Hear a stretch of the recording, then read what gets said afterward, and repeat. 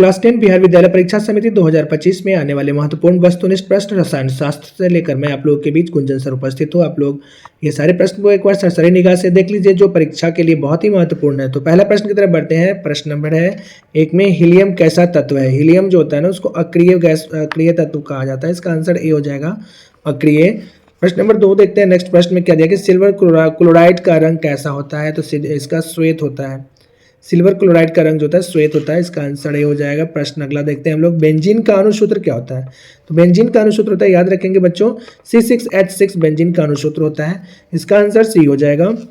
अगले प्रश्न को देखिए। शुद्ध सोना कितना कैरेट का होता है। शुद्ध सोना जो होता है ना वो 24 कैरेट का होता है। हालांकि आभूषण बनाने के लिए इसमें दो जो अलग से कैरेट होता है, 22 कैरेट सोना और 2 कैरेट इसमें तांबा मिलाया जाता है, लेकिन शुद्ध सोना 24 कैरेट होता है। अगले प्रश्न की तरफ बढ़ते हैं। अगला प्रश्न क्या करें। ऑक्सीजन गैस के एक अणु में 2 परमाणुओं के बीच कितने आबंध होते हैं। तो इसके बीच में 2 आबंध होते हैं। ऑक्सीजन गैस के एक अणु के 2 परमाणु के बीच 2 आबंध 2 बॉन्ड होते हैं। तो इसका आंसर हो जाएगा बी। अगले प्रश्न को देखते हैं। एसिटिलीन के एक अणु में 2 कार्बन के बीच आबंधों की संख्या कितनी होती है। एसिटिलीन में 3 बॉन्ड बनता है। इसका आंसर सी हो जाएगा। अगले प्रश्न की तरफ बढ़ते हैं। निम्नलिखित यौगिकों में कौन सा एरोमेटिक हाइड्रोकार्बन है। तो इसका आंसर हो गया बेंजीन, पहला इसका आंसर हो गया।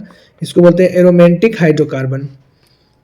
अगले प्रश्न को देखते हैं कि अगला प्रश्न क्या कर रहा है कि लाल तप्त लोहा पर जलवाष्प प्रवाहित करने पर कौन सा यौगिक बनता है।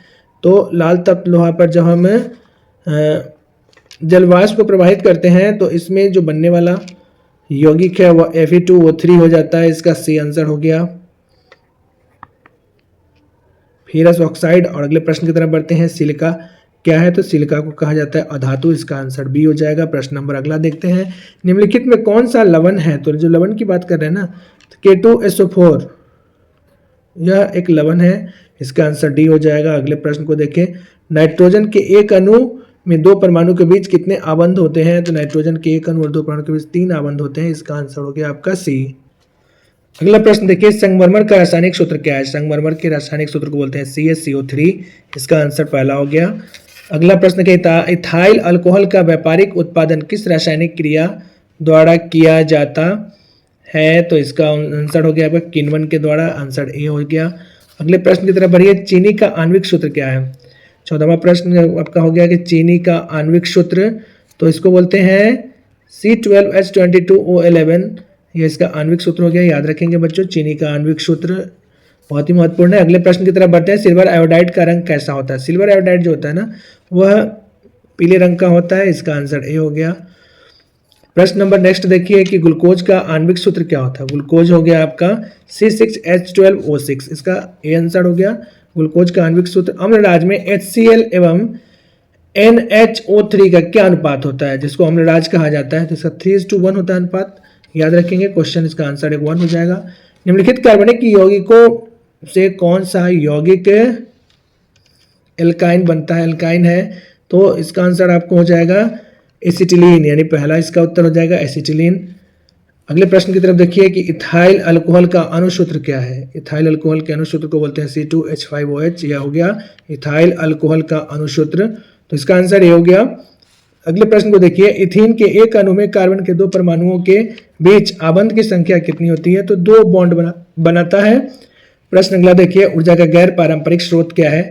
तो ऊर्जा के गैर पारंपरिक स्रोत के बारे में बात किया तो पवन ऊर्जा को कहा जाता है। इसको नवीकरणीय स्रोत भी कहा जाता है। प्रश्न नंबर अगला देखते हैं हम लोग। ऊर्जा का पारंपरिक स्रोत किसे कहते हैं। तो यह कोयला हो गया जो पारंपरिक स्रोत है, यानी अनवीकरणीय स्रोत। अगले प्रश्न को देखिए। कोयला तथा पेट्रोलियम है तो जीवाश्म ईंधन बोलते हैं इसको। इसका आंसर ये हो गया। कोयला तथा पेट्रोलियम को जीवाश्म ईंधन कहा जाता है। अगले प्रश्न को देखते हैं। ग्रीन हाउस गैसों का सबसे अधिक उत्सर्जन निम्नलिखित में किसके उपयोग में होता है। तो उत्सर्जन हो गया ना, यह जीवाश्म ईंधन के रूप में किया जाता है। इसका आंसर बी हो गया। अगला प्रश्न देखिए। निम्नलिखित में से किसकी ऊर्जा सर्वाधिक है। तो सबसे अधिक ऊर्जा किसकी होती है। तो आयोडाइज इसका हो गया। तो इसका आंसर हो गया आयोडीन।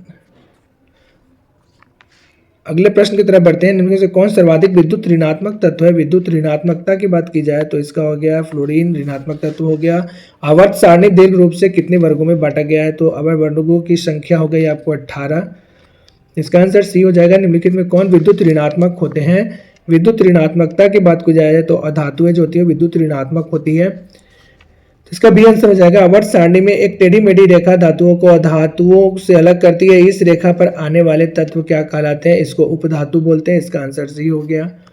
निम्नलिखित में कौन युग्म समजातीय श्रेणी के सदस्य हैं? तो इसमें समजातीय श्रेणी के जो सदस्य होंगे वो हो गया CH4 मीथेन और C2H6 है, ये समजातीय श्रेणी हो जाएंगे। अगले प्रश्न की तरफ बढ़ते हैं। अणुसूत्र C5H12 में कितने संरचनात्मक अवयवी संभव है? तो इसमें 3 संरचना अवयवी समान अवयवी संभव है। अगले प्रश्न को देखें। निम्नलिखित में कौन सी गैस धातुओं को जोड़ने में प्रयुक्त होती है? धातु को जोड़ने वाला जो गैस है उसको इथाइन कहते हैं। इसका आंसर सी हो जाएगा। अगले प्रश्न को देखिए। निकेल उत्प्रेरक की उपस्थिति में एल्कीन हाइड्रोजन से संयोग कर क्या बनाएगी? तो एल्केन बनाएगा। इसका आंसर बी हो गया। कैल्शियम कार्बाइड जल के साथ अभिक्रिया करके क्या देता है? तो यह अभिक्रिया करके इथाइन बनाता है। तो इसका आंसर डी हो जाएगा। अगले प्रश्न को देखिए। निम्नांकित में किसकी थोड़ी मात्रा पीने से मृत्यु हो सकती है? तो मेथनॉल की मात्रा को पीने से यदि थोड़ी सी मात्रा पीने से मृत्यु हो सकती है। अगले प्रश्न को देखते हैं। द्विबंधन युक्त और संतृप्त हाइड्रोकार्बन कहलाते हैं। इसका आंसर हो गया एल्कीन, यानी सी इसका राइट आंसर हो गया। इसके बाद हो गया निम्नांकित में कौन योगशील अभिक्रिया प्रदर्शित करता है? तो योगशील अभिक्रिया जो प्रदर्शन करेगा उसको बोलते हैं एल्कीन। इसका आंसर सही हो गया। फिर अगले प्रश्न को देखते हैं कि रासायनिक अभिक्रिया को व्यक्त किया जाता है। तो किसमें व्यक्त करते हैं रासायनिक अभिक्रिया को? तो समीकरणों के द्वारा व्यक्त करते हैं। तो इसका डी आंसर हो गया कि रासायनिक अभिक्रिया को व्यक्त किया जाता है समीकरणों के द्वारा। अगले प्रश्न को देखें कि रासायनिक अभिक्रिया में अभिकारकों के साथ अभिक्रिया के फलस्वरूप बने नए पदार्थ कहलाते हैं। तो जो अभिक्रिया के फलस्वरूप नए पदार्थ जो बनेंगे उसको उत्पाद बोलेंगे। अभिक्रिया बीच में हो गया और एरो के इधर हो गया प्रोडक्ट, इधर हो गया रिएक्टेंट, अभिकारक, अभिक्रिया और उत्पाद। तो इसको बोलते हैं जो अभिक्रिया के फलस्वरूप बनते हैं ना उससे उस पदार्थ को उत्पाद कहते हैं। अगला क्वेश्चन देखें। निम्नांकित में कौन समीकरण संतुलित है? यहाँ पर 4 अलग अलग समीकरण दिया हुआ है। जिसमें संतुलित समीकरण की बात की जाए तो उसमें दोनों तरफ संतुलन है। Zn plus H2SO4 arrow ZnSO4 plus H2। तो यह संतुलित समीकरण है। निम्नांकित में कौन सा पदार्थ सूर्य प्रकाश के अभाव में अपघटित हो जाता है?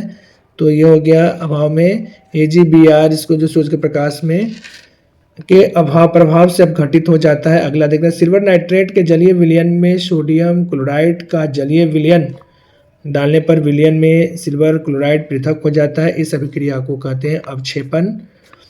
अगला प्रश्न है। वह अभिक्रिया जिसमें किसी तत्व का ऑक्सीजन से संयोग होता है कहलाता है। इसको बोलते हैं अपचयन। फिर हो गया अगला प्रश्न देखते हैं। बॉक्साइट निम्नांकित में से किस धातु का अयस्क है? तो बॉक्साइट हो गया एल्युमिनियम का अयस्क। इसका आंसर डी हो गया। अगला प्रश्न देखते हैं। अगला प्रश्न क्या है कि अभिक्रिया CuSO4 plus FeSO4 plus Cu में किस प्रकार की अभिक्रिया दर्शाती है? तो इसमें कॉपर सल्फेट को विस्थापन कर रहा है तो इसको विस्थापन बोलेंगे। इसके जगह पर फेरस बैठ रहा है आयरन, तो इसको बोलते हैं विस्थापन अभिक्रिया। हीलियम कैसा तत्व है? तो इसका हो गया अक्रिय। हीलियम जो होता है अक्रिय होता है। जल में हाइड्रोजन ऑक्सीजन की परमाणु संख्याओं का अनुपात क्या है? तो 2:1 के रूप में यह बॉन्ड बनाता है हाइड्रोजन प्लस ऑक्सीजन। सिलिका क्या है? तो सिलिका को कहा जाता है उपधातु। इसका आंसर सी हो जाएगा। अगले प्रश्न को देखते हैं। प्रकृति में ऑक्सीजन का संतुलन कैसे बना रहता है? तो प्रकाश संश्लेषण क्रिया के द्वारा बना होता है। इस तरह से हम इंपॉर्टेंट क्वेश्चन को देखें जो कि केमिस्ट्री से था और ये सभी बिहार विद्यालय परीक्षा समिति 2025 के लिए इंपॉर्टेंट है। एक बार सरसरी निगाह से आप लोग सभी लोग देख लें। Wish you all the best for your examination. और वीडियो को लाइक, सब्सक्राइब और शेयर करना ना भूलें। Thank you.